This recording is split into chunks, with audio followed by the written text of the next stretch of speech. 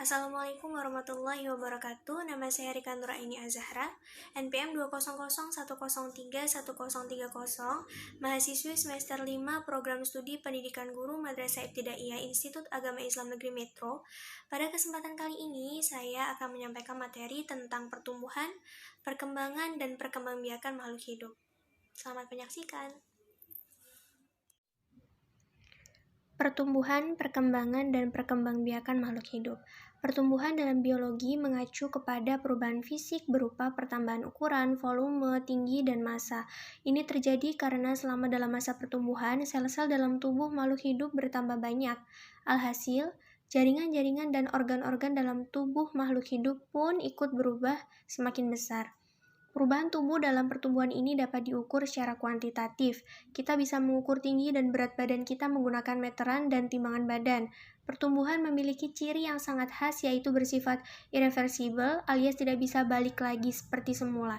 Pertumbuhan sebagai proses pertambahan ukuran yang tidak dapat kembali ke asal, meliputi pertambahan volume dan pertambahan massa. Selain disebabkan pertambahan ukuran sel, pertumbuhan juga terjadi karena pertambahan jumlah sel. Contohnya, bayi yang baru lahir misalnya berukuran 45 cm dengan berat badan 3 kg, setelah mengalami pertumbuhan, tinggi badan dapat mencapai lebih dari 150 cm dan berat badan lebih dari 30 kg.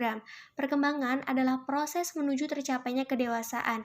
Pada tingkat seluler, perkembangan dapat berupa diferensiasi, sel-sel yang baru membelah membentuk jaringan yang menyusun organ tertentu.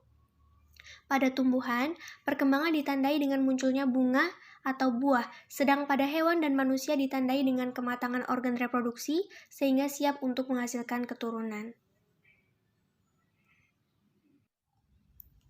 Selanjutnya, pertumbuhan dan perkembangan pada hewan.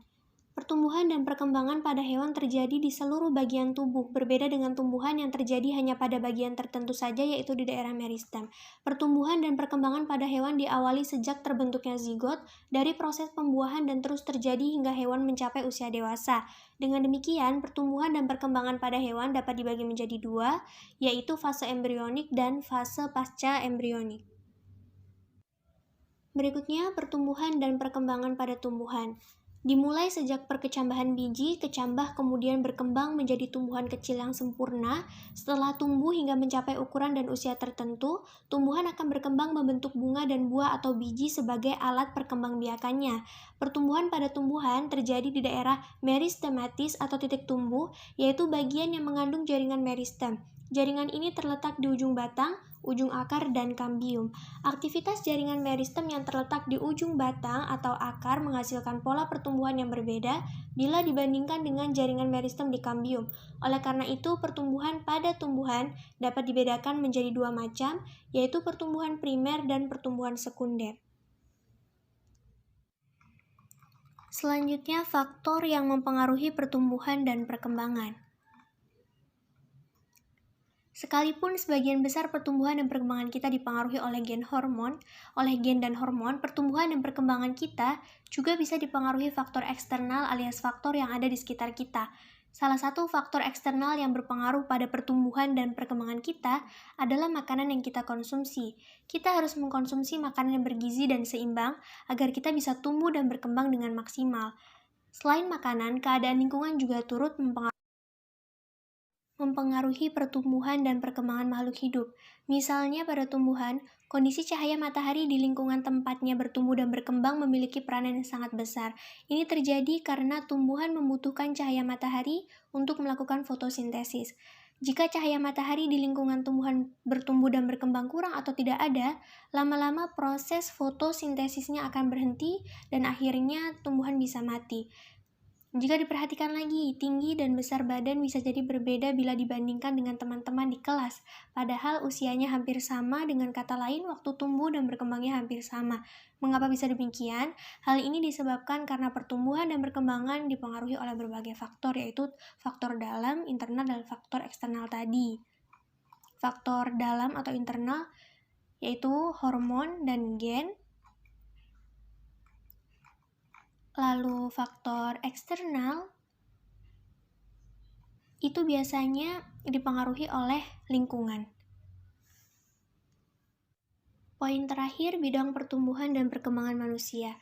Secara sederhana, ada 4 bidang perkembangan dan pertumbuhan manusia.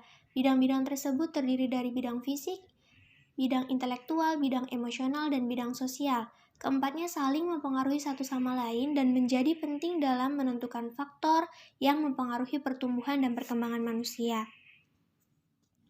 Yang pertama, bidang fisik. Mengukur fisik maka otomatis akan menyajikan pertumbuhan dan perkembangan. Sebagaimana disebutkan, pertumbuhan fisik akan mengacu pada perubahan tubuh seseorang. Hal ini bisa diukur dengan angka seperti tinggi dan berat badan. Perkembangan fisik biasanya mengacu pada keterampilan dalam melakukan aktivitas rumit dan membutuhkan keahlian tertentu. Selanjutnya, bidang intelektual. Ini adalah tentang kemampuan seseorang mempelajari sesuatu, juga tentang bagaimana seseorang bisa mengatur pikiran dan ide dalam menghadapi kehidupan. Selanjutnya, bidang emosional. Nah, faktor emosional juga berperan penting dalam tumbuh kembang manusia. Kemampuan ini terkait dengan perasaan seseorang terhadap orang lain dan hal lain dalam kehidupan. Jika individu masih anak-anak, kemampuan bahasa mereka mungkin masih terbatas dalam mengungkapkan emosi. Saat anak-anak emosi, bisa saja pengendaliannya masih belum matang. Selanjutnya, bidang sosial. Sisi sosial juga penting sebab dalam perjalanan kehidupan seseorang, kemampuan ini dapat membina hubungan dengan orang lain dalam berbagai lingkungan dan situasi. Sadar atau tidak, seseorang sudah menjalin hubungan sosial sejak mereka masih kecil. Contoh sisi sosial atau aktivitas sosial seperti menghargai pendapat dan perasaan orang lain, berbagi dengan sesama, berkomunikasi dengan orang lain, serta menjalin persahabatan.